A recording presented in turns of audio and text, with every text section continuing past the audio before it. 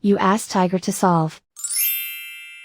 This deals with linear equations with one unknown.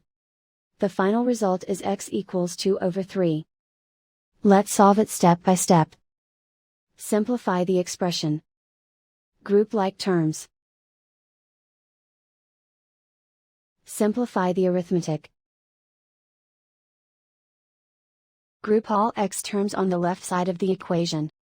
Add 3x to both sides. Group like terms. Simplify the arithmetic. Group like terms. Simplify the arithmetic. Group all constants on the right side of the equation. Subtract 32 from both sides. Simplify the arithmetic.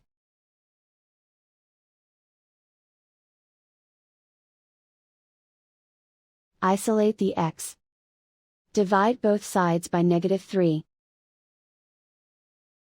Cancel out the negatives. Simplify the fraction.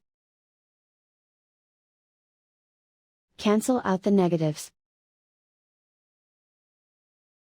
And so the final result is x equals 2 over 3.